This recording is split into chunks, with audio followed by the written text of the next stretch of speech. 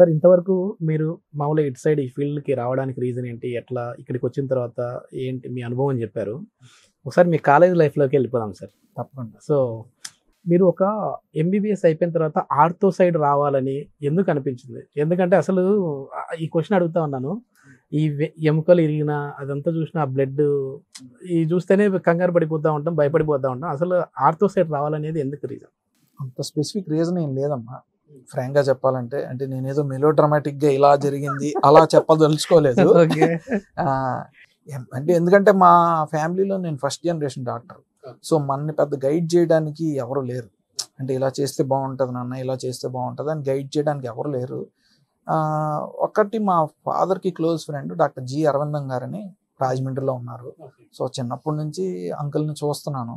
So ఆయన successful orthopaedic surgeon రాజమండ్రిలో. So MBBS అయిపోయిన తర్వాత ఏ బ్రాంచ్ తీసుకోవాలి అని అంటే ఆర్థోపెడిక్స్ అయితే బాగుంటుంది అని తెలిసింది. సో తీసుకున్నాను.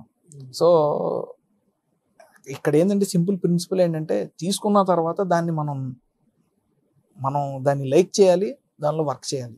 అది ఏ బ్రాంచ్ అయినా పర్లేదు, ఏ బ్రాంచ్ అయినా పర్లేదు. అందులో మనం ఎక్సెల్ అయితే కనుక డెఫినెట్లీ అది మనకు హ్యాపీనెస్ ఇస్తుంది. మనం సొసైటీకి కూడా వాల్యూ ఇవ్వగలం. ఈ బ్రాంచ్ గొప్ప, ఆ బ్రాంచ్ గొప్ప ఏమీ లేదమ్మా. కార్డియాలజిస్ట్ మన బాడీలో అన్ని పార్ట్లు ఇంపార్టెంటే కదా. కాబట్టి అంటే నా వ్యక్తిత్వం ఏంటంటే డెసిషన్ తీసుకోవటం, ఆ డెసిషన్ ని రైట్ చేయటం. So decision should be made. Decision తీసుకునే ముందు ఇది రైట్ డెసిషనా రాంగ్ డెసిషనా ఇవన్నీ ఉండవు. డెసిషన్ తీసుకోవటం, దాన్ని రైట్ చేయటం. ఇప్పుడు మామూలుగా ప్రాక్టికల్స్ లాంటివి ఉంటాయి కదా సార్, అట్లా వెళ్ళినప్పుడు ఫస్ట్లోనే అట్లా కోతలు కోయడము ఇవి చేయడము అవన్నీ ఫస్ట్ ఇయర్లోనా సెకండ్ ఇయర్లోనా? ఫస్ట్ ఇయర్ లోనే ఉంటాయి. ఫస్ట్ ఇయర్ లో అనాటమీలో ఉంటాయి. అది చూసినప్పుడు కొంచెం హార్డ్గా ఉంటది.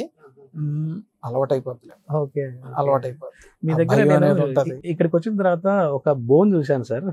ఇది నిజమైన బోనేనా అండి? అది నిజమైన బోన్. ఇది నిజమైన బోనే. ఇది నిజమైన బోనే. ఓకే. అంటే ఇది నిజమైన బోనే. మేబీ ఎవరో ఒక వ్యక్తిది అయి ఉంటది. ఓకే. ఆ వ్యక్తి చనిపోయిన తర్వాత కూడా ఆ వ్యక్తి యొక్క మనం ఎముకల్ని చదువుకుని he's providing value. So we have to always respect this human being. ఎవరి దగ్గర నుంచి అయితే ఈ ఎముకల్ని మనం సేకరించామో ఇది ఇంకా మన నాలెడ్జ్కి ఉపయోగపడుతుంది అని అంటే ఆ వ్యక్తి యొక్క పవర్ ఇంకా ఈ సొసైటీలో ఉన్నది, ప్రపంచంలో ఉన్నది. బోన్ అనేది అసలు చాలా గట్టిది కదా సార్. అంటే మన బాడీలో గట్టి పన్ను తర్వాత బోను, అట్లాంటి బోను అరిగిపోతా ఉందంటే ఎందుకు అరిగిపోతా ఉంది సార్? అది మోకాలు చిప్ప కావచ్చు, ఇంకోటి కావచ్చు. ఇది న్యాచురల్ మెకానిజం అండి. ఇప్పుడు మన బాడీలో డీజనరేషన్ అంటే క్షీణత అనేది అది న్యాచురల్ మెకానిజం ద్వారా జరిగేదే. సో అదే విధంగా ఎముకలు అనేవి వయసు పెరిగే కొద్దీ పెళుసు బారతాయి. అండ్ లేడీస్లో ఏంటంటే ఈ మెనోపాజ్, ఈ సడన్గా వాళ్ళకి ఏంటంటే ఆ ఓవరీస్ ఈస్ట్రోజన్స్ అనేవి తగ్గిపోవటం వల్ల లేడీస్లో ఎక్కువ చూస్తూ ఉంటాం జెంట్స్తో కంపేర్ చేస్తే. సో అది న్యాచురల్ మెకానిజం. దాన్ని మనం అడ్డుకోవాలి అని అంటే కొన్ని ప్రివెంటివ్ మెజర్స్ ఉంటాయి, నివారణ మార్గాలు, అండ్ దాంతో జీవించడం నేర్చుకోవాలి. That is how it is. కాలేజీలో చదువుకునేటప్పుడు ఎందుకు వచ్చానురా బాబు ఈ ఫీల్డ్కి, ఈ ఎంబీబీఎస్కి, ఈ ఆర్థోకి అని ఎప్పుడన్నా అనిపించిందా సార్? ఎప్పుడు అనిపించలేదు. బై గాడ్స్ గ్రేస్ ఎప్పుడు అనిపించలేదు. కష్టం అని అనిపించేది కానీ, ఎందుకంటే మనం మన ఫ్రెండ్స్, మా ఇంజనీరింగ్లో మా ఫ్రెండ్స్ ఉండేవాళ్ళు, వాళ్ళ యొక్క లైఫ్ స్టైల్ చూస్తూ ఉంటే కొంచెం అప్పుడప్పుడు జెలస్ ఫీలింగ్ ఉండేది, త్వరగా సెటిల్ అయిపోయారేమో అని. బట్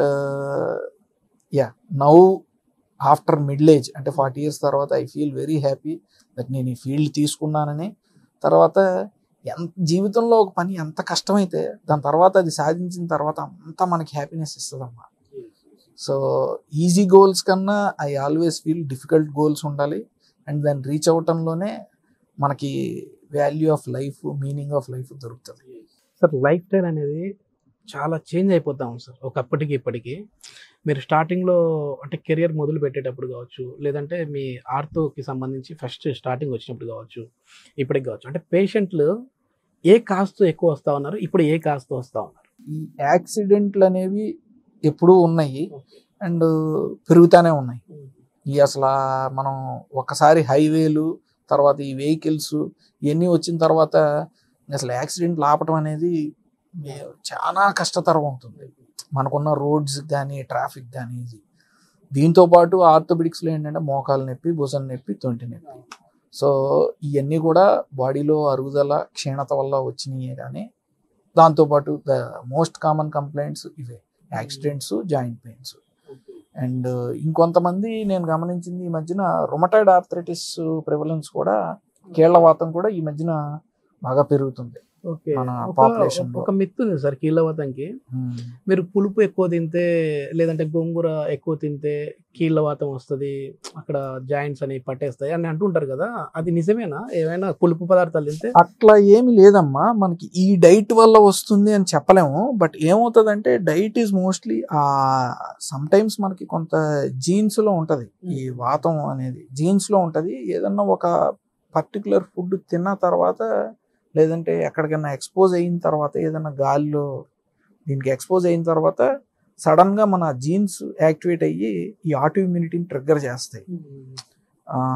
బట్ దానివల్ల వచ్చింది అని అనుకోవటం కన్నా, మనలో యాక్చువల్లీ ఒక ఇంట్రిన్సిక్ గా జీన్స్ డిఫెక్ట్ ఉంది, అది ట్రిగ్గర్ చేసిందని అనుకోవాలి. Okay okay. సార్ మన ఇంటర్వ్యూ ముగించే ముందు సార్, మీ మోటో ఏంటి, మీ ఫైనల్ గోల్ ఏంటి? మనం ఇక్కడికి వచ్చినందుకు, అంటే భగవంతుడి దయ వల్ల మనం ఒక 70 to 80 years బతుకుతే కనుక, మన వచ్చినందుకు మన వాల్యూ టు ద సొసైటీ, ఏదో ఒక ఇంత యాటమ్ అన్నా మనం వాల్యూ సమాజానికి వేస్తే నా లైఫ్ సార్థకం అయిపోయిందని అనుకుంటాం. ఎందుకంటే ఇంత అనంతకోటి విశ్వంలో మనం ఆవగింజలో అరభాగాన్ని, మనం కూడా ఇంత వాల్యూ వేస్తే, అలాగ నువ్వు ఒక ఇంత, ఇతను ఒక ఇంత, ఇంకొకళ్ళు ఒక ఇంత, అలా వేస్తే ఈ హ్యూమన్ రేస్ అనేది ఎవల్యూషన్లోకి అలా వెళ్తూ ఉంటుంది, అలా తీసుకెళ్తూ ఉంటాం.